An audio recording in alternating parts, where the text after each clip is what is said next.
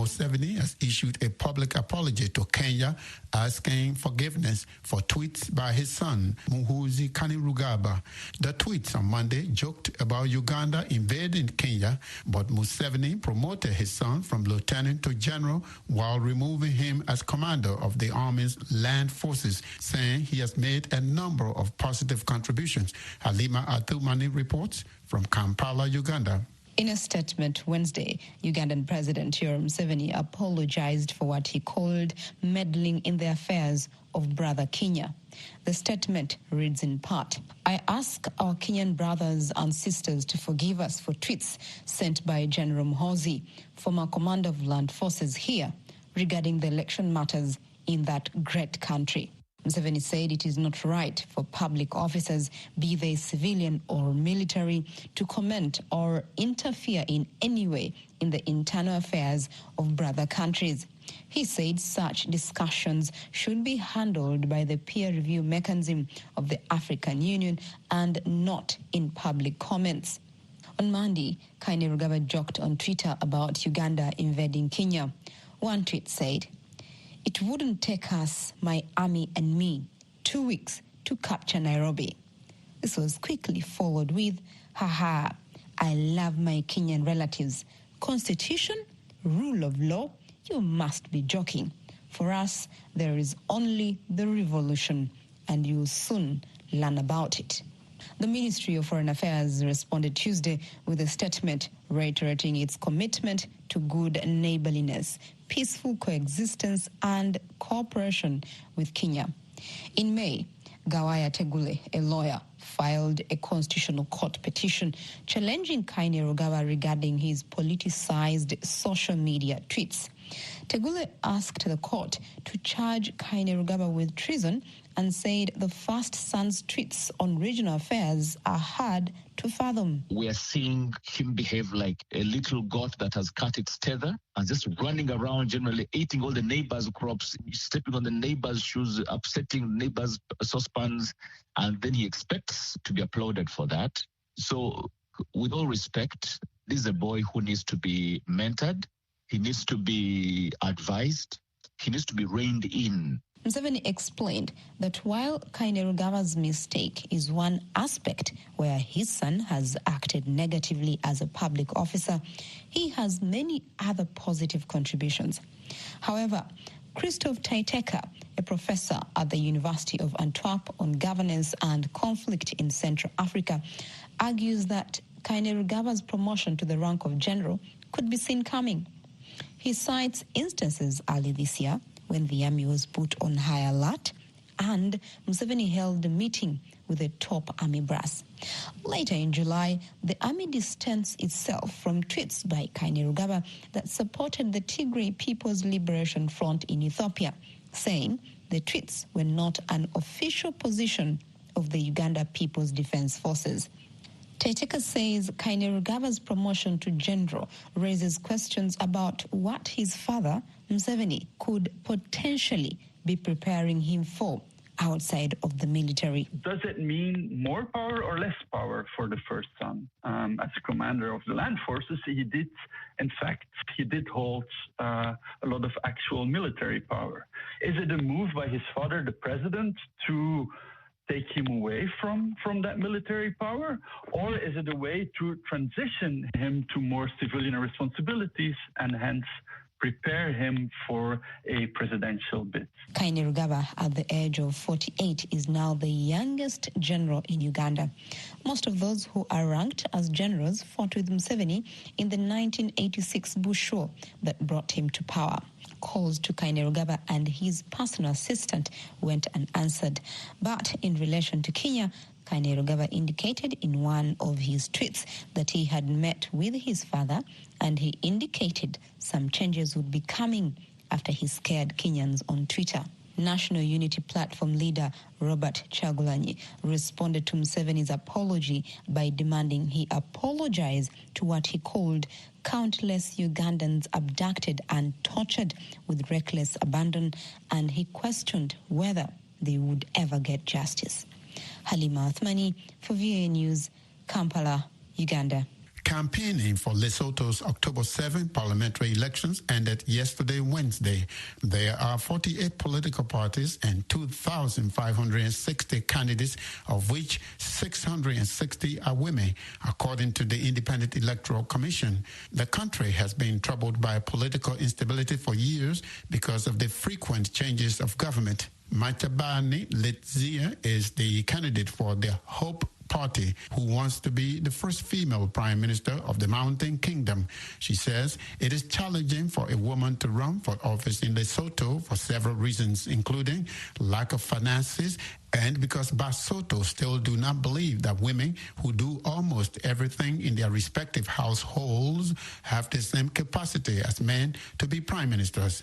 But Lezia tells me that she is telling the women of Lesotho that they have the power to change the country on Friday. As women who are not financially that strong, the campaign was not an easy one. It was very challenging, financially and otherwise. And you know, as a woman, you don't get outright support, even from other women, let alone men. So it has not been an easy campaign, I can tell you, Jane. So it has not been an easy journey at all. In fact, I was going to ask you, what is it like to run for an office as a woman in Lesotho? It is very challenging. One, because people still don't believe that a woman has the same capacity as men to run for a prime minister position. So that on its own is a challenge, regardless of how good your manifesto can be. But because you are a woman, there is still that vague doubt that we don't think that women, they can lead Lesotho as a country. We don't even try to think to say there are other countries who have been led by women presidents or prime ministers before. We really believe that a woman is not capacitated enough to lead a country. Everybody believes that it should be a man. So you are running for prime minister? Yeah, I am running for prime minister. That should be my objective, so that my efforts and my resources are geared towards being a prime minister. So what are you telling your constituents in terms of why they should vote for you? What is your platform? For me, as a woman, the message is mostly directed to women. Nobody knows the problem of a family more than a woman. Even if you have a husband, when the husband comes from work, they'll always say, "Mommy, what is there to eat?" It will never be the other way around. So what I'm telling the women, I'm saying it is time to change the country. In the rural areas, those that suffer more is the women, not the men. So I say to the women, myself as a woman, I know the problems that women are facing on a daily basis.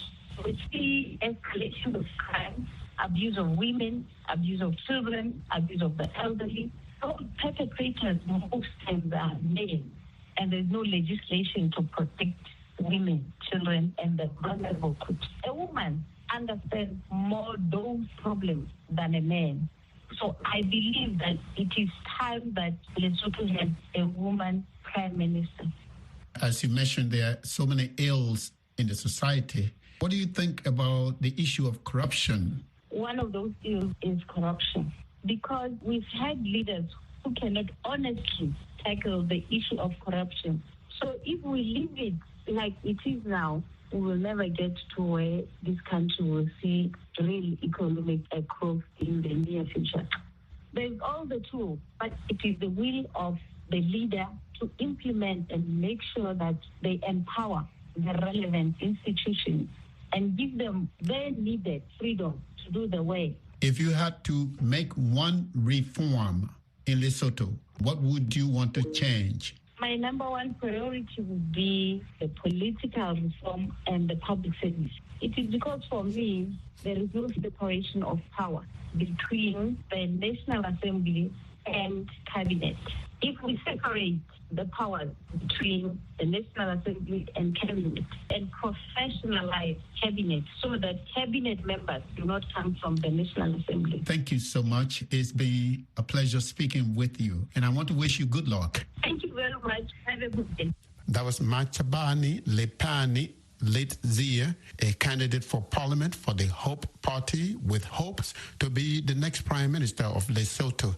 She was speaking with us from the capital, Maseru. The Liberian government has been sued in the Court of Justice of the Economic Community of West African States, ECOWAS. The suit, filed by the Center for Justice and Accountability and other human rights organizations, seeks justice on behalf of survivors of the 1990 massacre at the St. Peter's Lutheran Church in Monrovia during the Liberian Civil War. About 600 civilians were allegedly killed by Liberian soldiers. The complaint accuses the Liberian government of failure to investigate and prosecute the perpetrators of the attack and provide redress to the victims and their families. Nushin Sakarati is senior staff attorney for the Center for Justice and Accountability. She tells me that another purpose of the complaint is for the ECOWAS court to force the Liberian government to explain what it has done or failed to do to provide justice for the victims. We brought this complaint against Liberia to bring an argument before a court of law that Liberia has failed in its duty on behalf of victims of civil war atrocity crimes to investigate and, where possible, prosecute perpetrators of these atrocities. We've been litigating cases in the U.S. on behalf of Liberian victims. Some of these perpetrators have now returned to Liberia, where they believe it's the safest place for them to escape justice. So we've brought this case before ECOWAS to say that Liberia actually does have a duty to investigate these crimes and is failing to not only do that on behalf of victims, but also it needs to implement the legislation necessary to ensure that torture and war crimes are indeed abuses and crimes under their laws. What do you suppose will be the outcome? Well, the ECOWAS Court of Justice has been issuing some really strong decisions on human rights obligations amongst West African countries. Our hope is that Liberia responds to the complaint, explains what it's done to date to provide justice and accountability to the victims, and for the court to issue a decision on what Liberia should be doing on behalf of victims so that they actually get redressed. What exactly will be justice for you or for the victims? I know there's a talk of setting up a war crimes court. Yes, our client, which is an NGO based out of Liberia, as well as 3 survivors of the Lutheran Church massacre, have long been advocating for an internationalized war crime court to be set up in Liberia to prosecute perpetrators that are on Liberian soil. You know, for them, they've been living amongst the people that were the cause of the loss of their family members, the loved ones, the destruction of their country, for them to have faith in their government, for them to be able to move on from these abuses. They want to see justice for these abuses in their country. You know, I asked the question because this is not the first case against the Liberian government. There's another case in the ECOWAS court in which judgment was rendered against the government of Liberia. And it seems that the government has not implemented the decision. So is this complaint you're filing a futile complaint, or do you think something good will come out of it? I think it's going to be a really important case to show Liberia what it can do to actually implement the treaties that it's signed and ratified, so the court can give guidance to Liberia on how to implement its duties under these treaties, which it's been failing to do. The judgment could also include money damages for the victims, which many West African states have been paying when the ECOWAS court has ordered these damages. So we will be pushing Liberia to do that and provide some form of redress to the victims here. But we also think that this will just be another step to try to push Liberia to actually, move forward on its promises to provide justice and accountability to these victims. We're hoping that the court might give recommendations to Liberia on how it could engage the UN or the African Union in helping it to establish its own war crimes court. Nushin, thank you so much for speaking with us on Daybreak Africa. Thank you so much. Nushin Sakarati is the senior staff attorney for the Center for Justice and Accountability. She was speaking with us from San Francisco, California.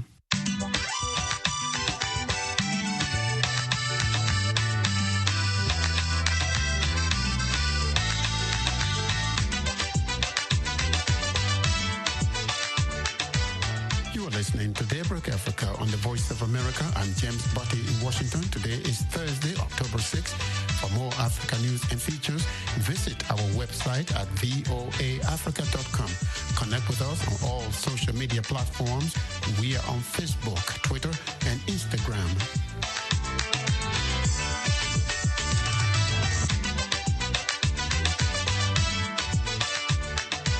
A 38-year-old Eritrean man accused of trafficking Eritreans to Europe has been extradited to the Netherlands.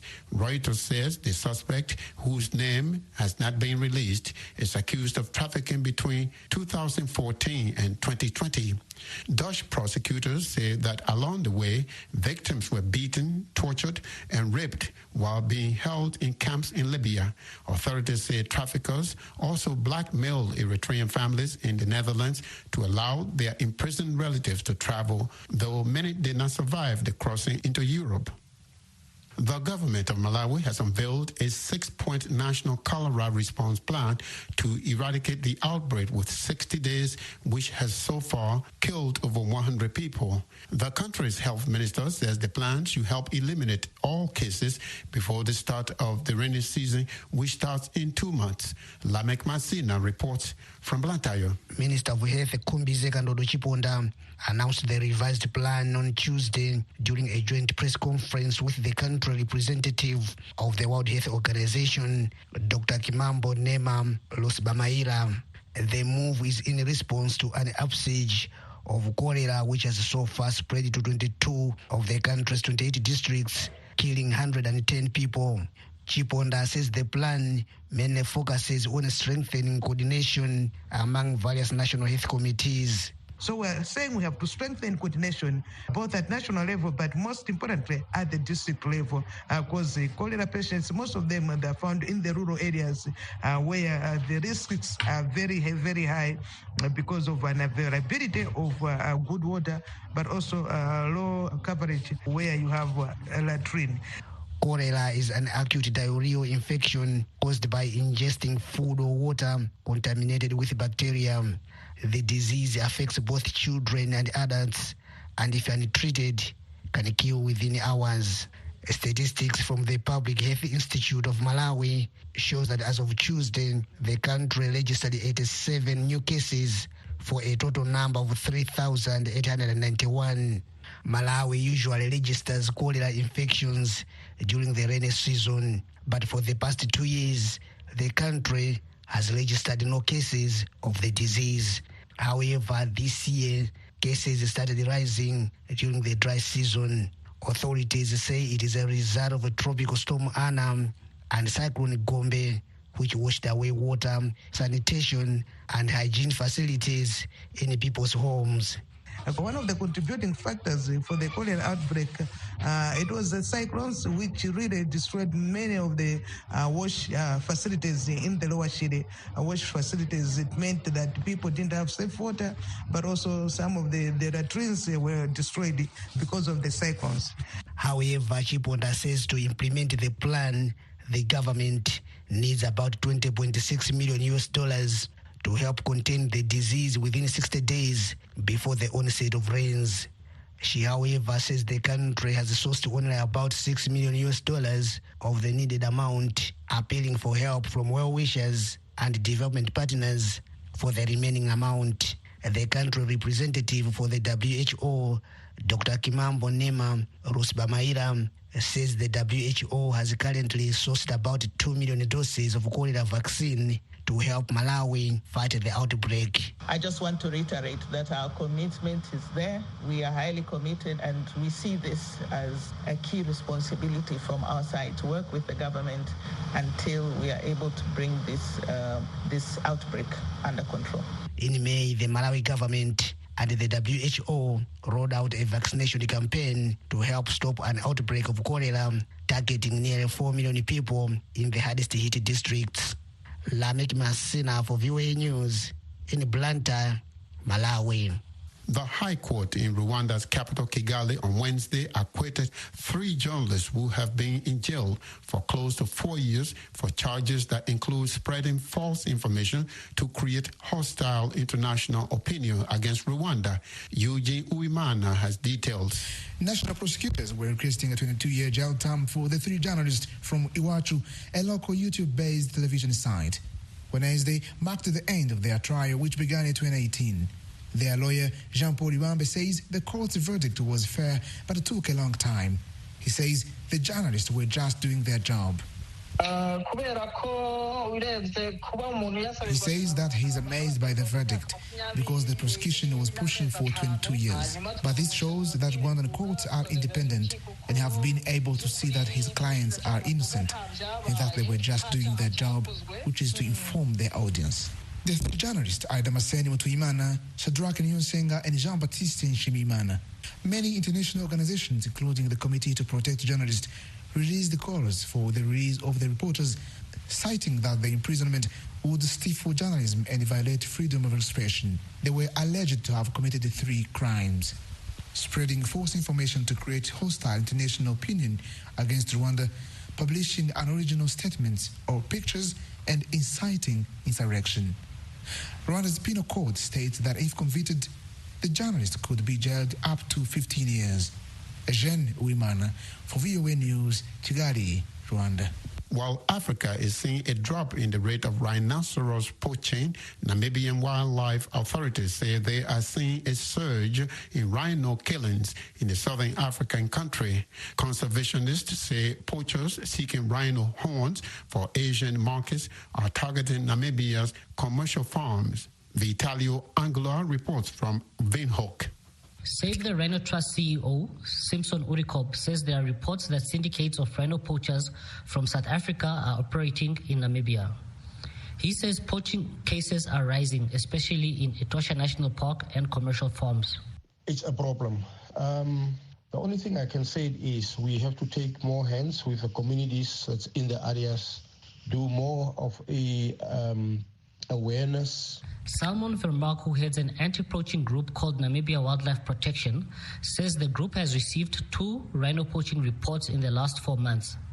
The first such cases since the organization began operating in the area 8 years ago. Definitely an increase. Almost on a weekly basis, we pick up tracks of prospective poachers on the farms that we look after. And so that shows.